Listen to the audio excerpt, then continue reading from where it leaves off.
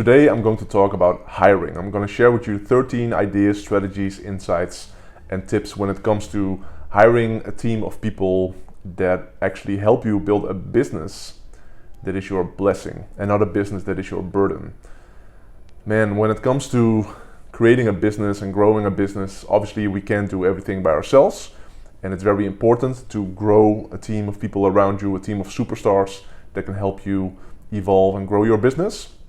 But it's so important, and it's almost everything when it comes to business. It can, not literally, but it can make your life heaven or it can make your life hell. It's really hard when you have a company with people that are not A players, that are not amazing, but it becomes so amazing and so cool and so much fun and so expansive, not expensive, but expansive if you have a team with superstars, if you have a team with A players. But how do you do that? How do you build a team of A players? How do you build a team with superstars? Well, today I'm going to share with you 13 strategies, and this is especially helpful for you if you're running a small business or if you want to run a small business. These strategies are especially interesting when you have 0 people up until maybe 10 or 15 people. So this is for small businesses. You got to start somewhere with our empire. We got to start with one, and I'm going to share with you today a lot of strategies on how to build a team of amazing superstars. So the first insight that I'll share with you today is it's a mindset. It's really a mindset. It's a new way of looking at your business and a new way of looking at the way that you operate your business. And so in Dutch, another word for entrepreneur, if we translate the word entrepreneur to Dutch, I'm from Amsterdam, so I am Dutch. If we translate that word to Dutch, it's werkgever. And if we translate the word werkgever back to English, it's actually called work giver. And the same with employee. If you translate the word employee back to Dutch, or not back to Dutch, but if you translate it to Dutch, it's called werknemer. And if we translate that back to English, it's called work taker. So as an entrepreneur, almost by definition, we are work givers, and we don't want to be the work taker. So the first idea when it comes to hiring a team of superstars is really realizing that you can't do it by yourself. And also, if you want to expand, if you want to grow, if you want to make big impact, and also if you want to have more freedom, you can't be the work taker. You have to become the work giver. Delegating is everything when it comes to business, but you got to do it in the right way, and also you got to do it with the right people. And that's what I'm going to talk about today. So the first insight is be the work giver. Stop being the work taker. Give, and don't take. And this way you can do so much more. So for example, let's say there's 40-hour work week. So on average we work 40 hours, we work 40 hours, our team work 40 hours, whatever. If you work by yourself, the maximum amount of work that you can get done in a week is, let's say 40 hours, maybe 60, 70, but we don't want to burn ourselves out. So let's say 40 hours is the maximum that we can do. But if you hire one A player who works 40 hours, all of a sudden you can have 80 hours that you can put in the business. Or if you have 2 A players, that's 120 hours that you can put in the business. Or if you have 5, that's like 200 hours that you can put in the business, invest in the business, and grow the business. So there's so much more available for us if we decide to not be the work takers, but we be the work givers. So the second one is it's related. It looks a lot like the first insight, and it's an amazing phrase that has been coined by the amazing and one of my best friends, Dean Jackson. And he came up with this idea a long time ago, and it's a phrase, and it's called who, not how. Instead of thinking, how should I do this? Think, who can do this? Because I see so many entrepreneurs struggle with thinking about the who and actually thinking about the how and actually doing the how. So for example, if you have a small business, you're an entrepreneur, let's say you're a coach or you want to sell online courses, or yeah, let's say you want to sell online courses. A lot of entrepreneurs ask the question, how do I do all, for example, the technical stuff? How do I install the merchant account? How do I create a website? How do I create a logo? How do I build a funnel? How do I upload or automate a webinar? How do I, like all the house. And we're in, for example, the WordPress building our website, and the website looks like shit. Like it's horrible, it's just bad. But we're proud of it because we put in like 100 hours, 2.5 weeks, 2-3 weeks building this website. And instead of like, how can I do this, and coming up with something that's average because you're not a web designer, you could simply ask the question, who can do this and how can they make, or what can they create for me? And just give it to somebody else and they come up with something even better. So instead of asking the question, how, ask yourself simply the question, who? And there's an amazing book that's been written by two of my good friends, Benjamin Hardy and Dan Sullivan. And they're also great friends with Dean Jackson. So it's been an amazing collaboration to see that book come to, that project come to fruition. But the book Who Not How by Dan Sullivan and Benjamin Hardy is amazing. So if you want to go deep into this, do that. So who not how is the question that we have to ask ourselves if we really want to expand our business and have more freedom. So the third one, and I talked about this also a little bit already, is it's up to you as an entrepreneur, especially maybe, I mean, assuming that you have a small business, assuming that you don't have like 100 people working for you. And even if you do, like this can be a great insight, but it's really up to you, and it's available to us to create a business that's heaven, that's unbelievable. This is just sheer pleasure, joy, everything. So that's up to us. It's available for us. And again, in this video, I'll share with you more insights and ideas on how to do this. But it's available. It's available to create something that just happened, where you, as an entrepreneur, as a person, as a creator, as a creative person, you can actually build a business that fits around you. Instead of you adapting yourself towards your business, you want your business to adapt towards you, so you can do what only you can do. And that's where you want to be. You want to be in your unique ability. You want to do what only you can do, and what's easy for you and what's fun for you. And that's available for us, and that's heaven. But on the other side, if we don't think this through, if we don't apply these ideas from this video, it won't be heaven. It might be close to hell. I think a lot of struggles from entrepreneurs in life as well is not necessarily the money problems, also very big topic. And I created an amazing video about this with 68 ideas about money, ideas, strategies, tips, tricks, techniques, everything.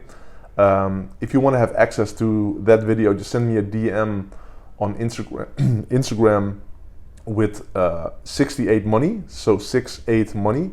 And if you send me a DM, I'll send you the video with 68 money ideas, tips, tricks, and strategies and ideas and everything.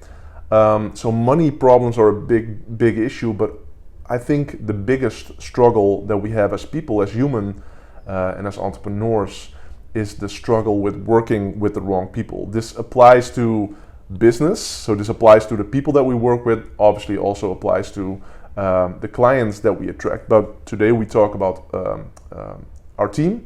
And man, if you have the wrong people in your team, it is so unbelievable hard. Like, it's unbelievably hard to build a cool business, but also to really create heaven on earth, because there's so much stress, so much struggle, so much drama, and we don't want that. So really be aware that you are capable of creating something that's amazing. It's simple, but it's not easy. Yeah, it's simple, but it's not easy. But on the other hand, if you create it the way you want to create it, then life becomes so much more easy. I always say that if you want to have an easy life, sometimes you got to do the hard stuff, or make the hard decisions. But if you want to only make the easy decisions, your life is going to be pretty hard. So just be very aware that you can create heaven or you can create hell. You are responsible. You create your business. It's nobody else's responsibility. you are responsible 100% for your business, and also 100% for creating a team that's really awesome, or creating a team that's really, really hard. So the fourth idea is, and I got this idea from Richard Branson. I've been very fortunate to spend a decent amount of time with him, multiple times to his private island, Necker Island. I've been with him to South Africa and London, and really, really learned a lot from Richard Branson, a multi-billionaire. He owns hundreds of companies. I think Virgin has like 70 or 80,000 employees. So this guy knows a thing or two about creating a team or creating a company, and creating amazing, amazing businesses, and creating a life that's pretty much like heaven. I've seen him living the best life, and he is living the best life. And why? It's really simple. He said something. I don't know even know if it's a quote or it's something that he is famous for, because he said something when I was spending time with him that really, really stuck with me, and it's so simple yet so profound. And he said, a business is just a bunch of people. A business is just a bunch of people. You can have the most amazing idea, like the most unbelievable, brilliant idea, but if you don't have like the right people, it's not going anywhere. Or you can have a mediocre idea and work with amazing people, and they'll take the idea to something that's extraordinary. So a business is just a bunch of people. Find the most amazing people, and everything can change for you. You don't have to do all the work.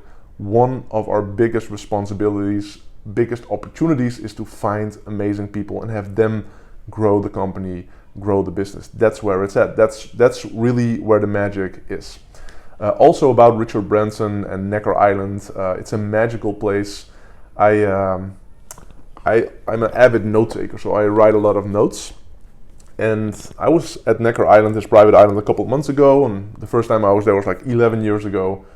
And what I've done is I created a compilation of all this is just one, the company is just a bunch of people. That's just one thing that I wrote down. I wrote down, I think, hundreds of notes during those weeks on his island and in South Africa. And I created a really cool magazine. It's called Necker Notes. And if you want to have access to this magazine, it's free. I can send it to you for free. Just send me an Instagram DM with the word Necker, Necker PDF. So Necker PDF, and I'll send you that PDF. So yeah, number 4 is just a company is just a bunch of people. This one, the fifth idea that I'm sharing with you, when I got this, I really got this. Up until the moment that I got this, I was a horrible operator. I was the guy with amazing ideas, but super, super bad operation. And my life was getting close to like a living hell. It's true. It was 2008, so at this moment of recording, it's 16 years ago. And in 2008, I had a company, and we had 17 employees. So we had 17 people at a physical office here not here, I'm on Bali right now, but in the Netherlands. And it was hard. It was really hard. It was hard, but it was also very, very bad. Like, I can tell you stories about the things that happened in my company during that time. It's funny now, but it was very embarrassing at that time. Literally, that I was like the guy who was stopping fights, like physical fights and theft in my company, and like it was bad, really bad. And I remember, and I was also struggling financially, because I went from this creative entrepreneur in 2005, 6, 7, and making a lot of money and creating cool products and really like being in flow, to expanding my company too fast. I went from 4 people to 17 people within 1 year. And it's funny, out of the 17 people that were working for me, in total I had 17 interviews to hire them. So every person that came in, I was like, yeah, you're hired. Like, and if you're not great, I'll fix you. Like, I'm amazing. Like, I've look at my track record from the last couple of years. We're good. Like, we're gonna build something amazing. And I was so naive. I didn't know. Like, there was so much stuff I didn't know, and I was very naive. So 2005, 6, 7 was amazing, and then grew really fast. And then I started to struggle financially because I wasn't creative, I wasn't productive, and I was managing the wrong people, and it was just tiring, very tiring. And at that time, me and my at that time girlfriend, we went for a week trip to Lanzarote. Lanzarote is a Spanish island, Canarian island. And at that time there was this guy, his name is Eben Pagan, and he was already like quite famous in the internet marketing world. And he created something really unique. So he built a really big information marketing business. But he did that with 100% all of his employees working virtual, which at that time in 2008 was really, really special. I had 17 people working physically in my office, and he had, I think, like, I can't recall, but maybe like 50 people working virtual, which was a unique idea. And he was super prolific. And so he launched a course, and the course was called Get Altitude. And in that course, he started sharing about hiring as well. And I remember I was on Lanzarote on the island with my then girlfriend, and I was stressed out. I was heavy physically, but also emotionally. I wasn't in a good place. And I bought this course, and I put the DVDs into my laptop. That's how it worked back in the days. And he was talking about his team and what his mindset was about hiring. And he started sharing some ideas that he got from the book from Brendan Smart, I think. The book is called Top Grading. And he said one thing, and it stuck with me. I just Googled it, like if the quote like literally exists. I couldn't find it online, but it's Eben Pagan, his quote. During his talk, he said one thing, and again, like it changed everything for me. He said, in business, you got A players, you got B players, you got C players. C players, that's like 65% of the people are C players. They're like not great. Actually, yeah, they're not great. Then you got like 25%, and those are the B players. They're pretty good, and they can do a good job in the business. And then you got the A players, and that's the top 10%, and they're amazing. Those are the people that create a living heaven for you. Those are the people that can grow your business. Those are the people that are intelligent as well, IQ, but also EQ. Those are the people you want to work with. I was like, okay, I get that. And then he said the following, and I was like, poof. He said, C players make A players, B players. Well, I thought of myself 2005, 6, 7, like I think I'm an A player. 2008, again, I was heavy, like I wasn't creative anymore, I wasn't productive anymore, like I wasn't all the things, and I really realized, like, damn, I'm far from an A player now.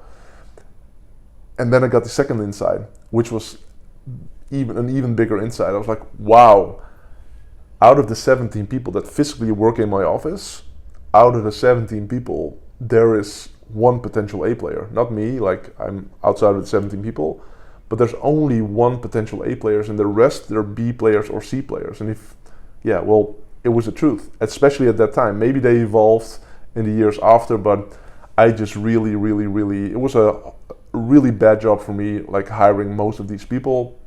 I really had the mindset, oh, you have no experience, I'll give you the experiences, no worries about that. So I had this epiphany moment, like, wow, like all of my people, they're not A players, they're B players or C players. And again, no judgment, and maybe they did amazing things after, and maybe I was just really badly, whatever. It could be a cocktail of a lot of those things, but it was a profound insight. Like, man, if I had to rehire most of them, I probably wouldn't. I would rehire one person, and it was something that I couldn't ignore anymore. So 2008 for me was really a year of deleting. It's a long story. I'll make a video about my 2008 story because there were so many lessons about this. But the big idea is C players make A players, B players. Have an amazing group of people and put like 1 or 2 C players, and you will quickly see that those A players, they turn into B players. And I think that's the worst thing that can happen in a business. So be very aware of that, to really make the commitment and decision to work only with A players. So that's the fifth one. Well, how do you know if somebody is an A player? Well, there's so many ideas that I can give you about this. We can talk about intelligence, we can talk about creativity, we can talk about are they full stack? Full stack as in like, can they do a lot of different stuff, or are they a specialist? Do you want full stack people? Do you want specialists?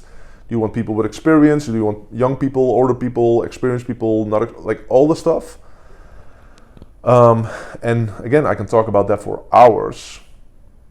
But there's one thing that's so important when it comes to creating an amazing team, but also like in life in general as well, like friends, family. And I call this the mall test.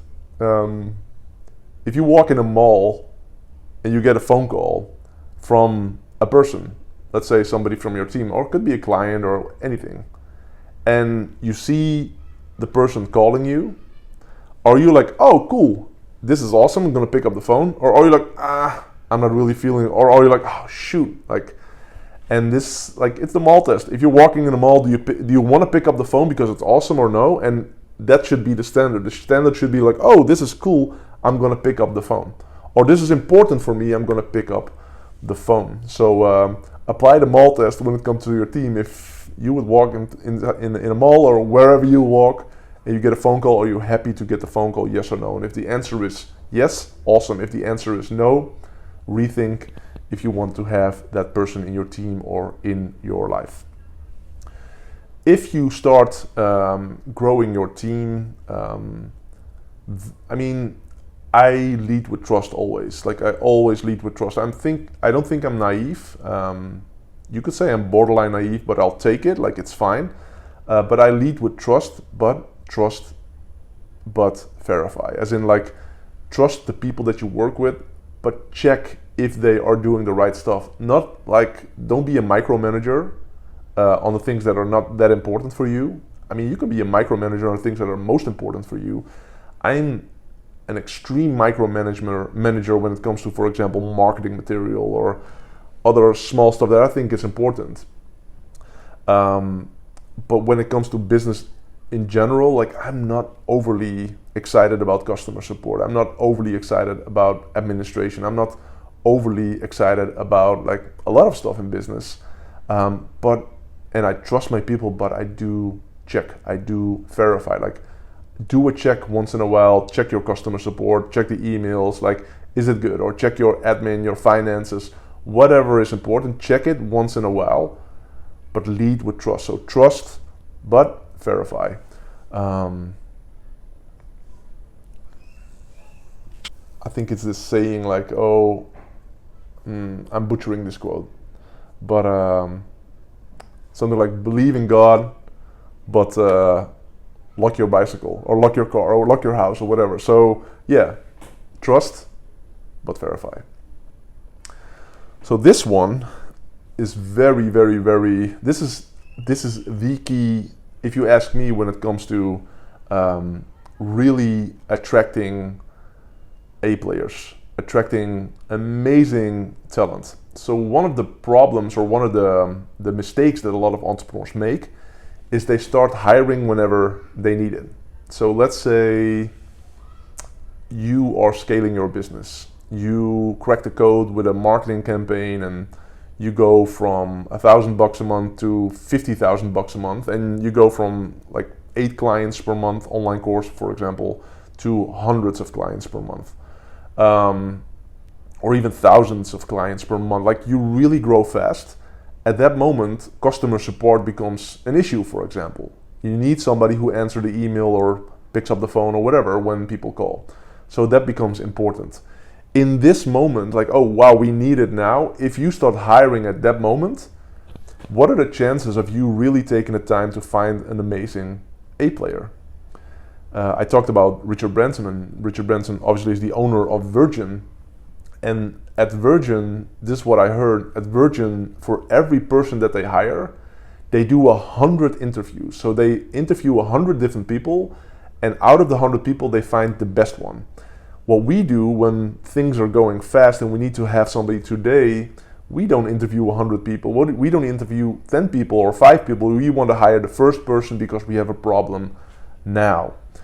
What you want to do as an entrepreneur, and again, this is so easy and it's also very soft, as in like no stress, no deadline, really being in tune, really being intuitive, really being in the moment. Because I do believe that soft skills as an entrepreneur are incredibly important, and especially when it comes to hiring and creating a team, your soft skills as in really being in tune and emotionally mature, emotionally intelligent, are super, super, super important. What you want to do is you don't want to hire when you need it. You want to always be hiring. And as what I mean with this is, I'm not saying that you should hire everybody all the time, but sort of you have to, theoretically. So, an example. I was in Moscow, in Russia, I think 8 years ago. And I was with one of my best friends. I actually did a webinar for him for his business. He was selling furniture, and I always told him, like, dude, you got to do a webinar. And he never did the webinar. I was like, okay, let me do the webinar. So I did a webinar for him, and I have no clue about furniture, like zero. So we do a webinar, and during the webinar, I sell 400,000 euros worth of chairs and whatever. Still no clue about what we're selling, but I know how to sell on webinars, which is something that I might do a video about as well. And if you would like to, I have literally one of the I can show, I'm not going to show you, but I have literally a document here on my MacBook with 95 webinar tips. I've been super, super successful with webinars, and I'm planning on creating a video with 95 webinar tips. If you're interested, just subscribe to my channel and you'll see the video pop up, because I don't have the video ready yet. So I can say, like, send me a DM on Instagram with webinar tips, but I don't have the video ready yet. Just subscribe, and I'm gonna create so much amazing material on this YouTube. Like, it's crazy. It's really crazy. It's a big, big focus of mine. I've been selling online for 25 years. And as you can see, this is one of my first videos on my YouTube channel. I'm going to create amazing material that I previously sold to my Dutch clients for thousands and thousands and thousands of euros. And I'm going to release everything for free on this channel. So that's amazing. Anyway, I do the webinar. We make 400,000 euros in sales. And he was like, oh, let me, because I was not as smart as I try to appear to be. So I didn't close a deal with him up front, like, hey, give me 10 or 20% or half or whatever of the sales. No, I didn't do anything, which is fine. He's one of my friends, but he was like, okay, this was awesome. Let me take you to Moscow. So he took me to Moscow. We're chilling on a roof terrace over there, drinking a tea or a coffee or whatever. And there's this guy who is serving us in the hotel lounge and on the roof terrace. And I was like, wow, this guy has an amazing vibe. And he was sharp, he was quick, he was emotionally mature, he was intelligent, he was fun, he just had an overall good vibe. And I was like, wow, this is the type of guy that if I do an event anywhere in the world, this is the type of guy that you really want to have in your team. He is somebody that I would be proud of walking around, being with my clients, being with my team. So we asked him questions, and he was from Germany, and he was doing an intern in Moscow at that particular hotel. And so we connect with him, and I asked him, like, hey, can I get your email address? Because I'm thinking of expanding from the Dutch market to the German market, and he could be a potential A player that could start growing my business in the German market. So he could be at my events, but he could even manage my events, or like, I have all these thoughts about what he could become. So I asked him for his email address and his telephone number. I follow up with him, and then after that, once in a while, I follow up with him, see how he's doing. And in all honesty, I've never done anything with him because we never really expanded to the German market yet. But that's how you have to think. At that time, I wasn't planning on going into the German market within weeks or even months, But I was like, if I ever go into the German market, I want him to be in my team. And I was in Finland a couple of weeks ago, and the same thing. There was a videographer, and he came up to me in the breaks and he started asking me questions. I was like, oh, this guy has a really great vibe, and I think he's a great videographer. So we exchanged numbers. I don't have plans to go into Finland yet, but if it's there, I have him on my, and I call this the virtual bench, where I'm going to talk about in a couple of minutes as well. So the strategy or the big idea here is really be open. Always be open for talent. Don't be close-minded and go through your life and, oh, I got a problem, I got to fix the problem. No, don't think in fixing problems. Think in, how can I create something amazing in the most easy way. And the most easy way is to have them available, have amazing talents available the moment that you need them, or the moment that you feel like, okay, soon I'm going to need them. So always be open for talent. I had one instance where I picked up a talent from a gas station. Like, a guy in a gas station came up to me, he recognized me. I was like, wow, this guy has a great vibe. And he was interning at one of my events. One of my A players in my team, he's a nephew of my wife. I have so many great stories about great people that work for me or worked for me, and none of them came through a job application site, or none of them came through, no, they all came because I was open for talent. And then from that moment on, well, that's what I'm gonna talk about right now, and that's strategy number 9, and that is your culture. And culture, company culture, this is something that we can talk about for days or even weeks. It's so unbelievably important to create a culture in your company, because in the beginning you do everything by yourself, and then you work with 1 or 2 or 3 people, and those people, you plus those 1, 2, 3, 4, 5, 6 people, they create the core foundation of your culture. And I mean,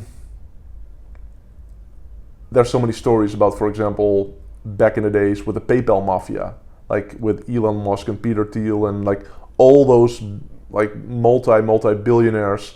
It was small. It was a small group of people, and they created the DNA of the culture of their companies. And for you as well, you have to start with somebody. And that's why this is so important, what we're talking about right now. Like, if you create a culture with B players or C players, that's the core foundation of your company, it won't survive. And you don't even want it to survive, because it's like how do I say this? It's like a cancer that's growing and growing and growing. You don't want that. You want to create something that can come to fruition. It's something that's beautiful. So your culture is everything. The way you are with your people and the way that your people are with other people, that's the foundation of an amazing culture. And it doesn't have to be 20, 50, 100 or hundreds of people. Your culture could be like 2 or 3 or 4 people, but really dial it down, really make it amazing. And this is up to you. Like, what do you want your culture to look like? You can do all the courses, you can read all the books, you can think of all the core values in your company or whatever. Eventually what it comes down to is like the core foundation of the start of your company. Like, who are you and how are you with your people, and what type of people do you attract? And then something beautiful can be created, and that will be the core of your culture. And it's very simple. Like, after having a core of your culture, having like 2, 3, 4, 5 people that you connect really well with. They don't have to look like you, they don't have to do the same things that you do, but you need to be able to connect with them on a level that's more than just business. You want to be able to trust them, you want to feel good with them, you want them to feel good with them, and then you have a really solid foundation. And then if you hire new people, you'll see if they are a right match or not. Do they fit your culture, yes or no? And again, there's so much we can learn about hiring, so much we can learn about culture, but I think intuition and again the soft skills are super important when it comes to creating a culture. And you know if somebody fits well into the thing that you're creating or the thing that you want to create. And that's where, again, intuition is so unbelievably important. You feel if they're the right fit, yes or no. And that's where you create a culture. So culture is everything. I mean, I've been in a position to hire amazing sales reps, guys who or women who can close like crazy. I don't hire them if they're not a match in my culture. If they create something that doesn't fit our culture, we don't do it. Do I miss out on a lot of revenue? Yes. Do I care? 0%. I really don't care. So culture is everything, and that's, again, like, if you have an amazing culture, you'll have an amazing business. You potentially have an amazing life. But if you have a bad culture, man, not potential, you'll have a really bad life. You don't want that. So that's number 9. Number 10, also so important, especially when it comes to culture, especially when it comes to hiring, especially when it comes to growing your business. And it's really simple. It's hire slow and fire fast. So you don't want to grow too fast. If you're growing, apply what I teach you, like with being open. So if you grow, okay, we got some people, potential people, because I've been in touch with a lot of people. But if they're not the right match, and most of the time they're not the right match, like most of the people that you hire probably won't work for you in 5 years. That's usually how it works. It's very rare to hire people and they stick with you forever. I mean, that's the name of the game. It's not a problem. It's okay. You got to be intelligent about it. You got to hire slow. You got to make the right decisions. But then you got to be completely fine with the fact that you hired somebody where you 100% knew, like, wow, amazing fit to the culture, amazing talent, really good guy, really good girl, whatever. And then realizing quickly, like, okay, we're not the right match. So hire slow. But if you really know, like, I wouldn't hire him or her again, fire fast. It's not easy, but again, if you are willing to make the difficult choices, life will become so much more easy. Number 11, before growing your company, and I made this mistake multiple times. Whenever we get excited, whenever business is growing fast, we're scaling new opportunities, and we need people, oftentimes what we do is we hire people. I mean, that's what this video is about, hiring people. But before you hire people, there's 2 other steps that you have to take before hiring somebody. Because what we do is we throw bodies at it. We don't want that. We don't want to throw bodies at a business. We want to be intelligent about a business. And what we want is we want to have a clean business, a business that's clean. I had an amazing call 2 days ago with my clients. I have a group. It's called the Bar Raisers.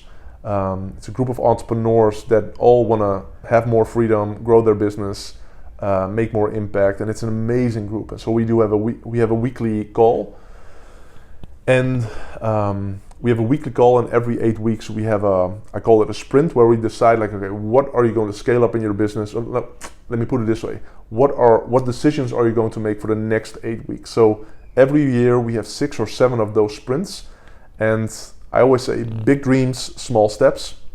We dream big with the Bar Raisers, but we take a lot of small steps to get there. And one of the decisions that we have to make every 8 weeks within the Bar Raisers is really simple. What are you going to clean up? What are you going to get rid of? How can you delete in life and in business? What can you delete in life and business? What can you, like Joe Polish has this great saying. He says, be willing to destroy anything that is not excellent. And it sounds a bit harsh. Joe has a lot of harsh quotes, and I love Joe. But it's true. Like, why would you want to keep working on things that are not excellent, keep working with people that are not excellent, live a life that's not excellent? Like, no, we want to go to another level. And if we want to go to another level, sometimes we gotta make the transition from good to great, and we do that by killing everything that's good and expanding everything that is great. So anyway, we were talking during the sprint from a couple of days ago with the Bar Raisers. We were talking about how to scale, and that the easiest way to scale is to get rid of a lot of stuff that is not serving you. And I used this metaphor conversation that I had with my sister a couple of years ago. It's like, if you have a balloon if you, how do I say this in English? Yeah, a balloon where you Branson did the thing, like going on a balloon and fly over the world. If you, a luchtballon in Dutch. If you have a balloon and you want it to go into space, not space, but into the air, well, it's really simple. You get rid of all the sandbags.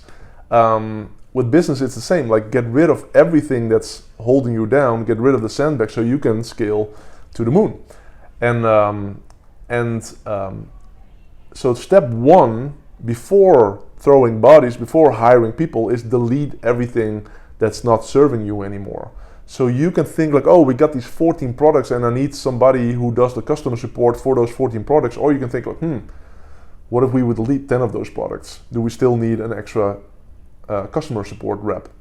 Or, oh, we got like, I don't know, 100 leads per week coming in, and we need 2 or 3 new sales reps because all those leads, we got to follow up with them. Well, what if you, in the process, can look at your leads and qualify if they are a right fit? Maybe out of the 100 leads, maybe there's only 15 who are really a right fit. Instead of like having 2 or 3 new sales reps, think of a system, and that's the second step, but think of how can you delete the 85 leads that you're not going to serve anyway, and follow up with the 15. So anyway, what can you not do? What can you decide to not do before hiring? Because what you want to have is, you want to have a lean business. You want to have a lean company. You don't want a lot of overhead. Like, we're talking about hiring, but what you don't want is to hire too much or hire excessively because you don't actually need it. Step one, you as an entrepreneur, look at the business. What can we delete? What can we stop doing? What's not excellent?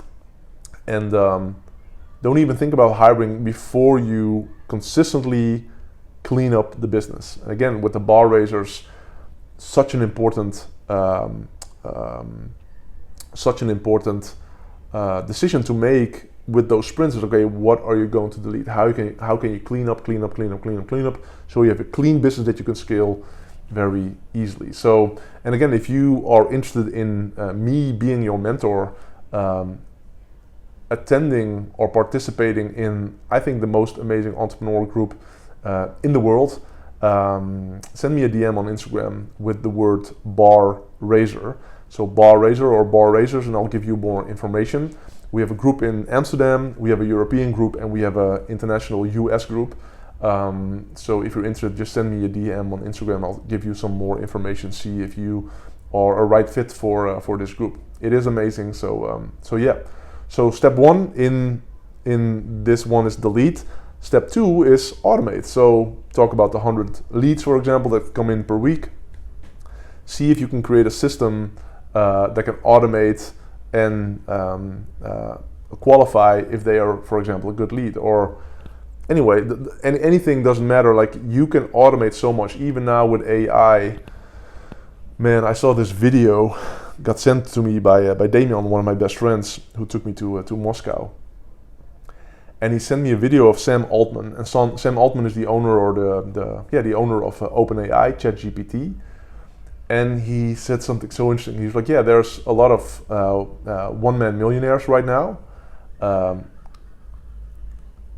man or a woman who build $1 million business, $1 million business, multi-million dollar business just by themselves. Like, no employees, no hiring, no nothing, no overhead.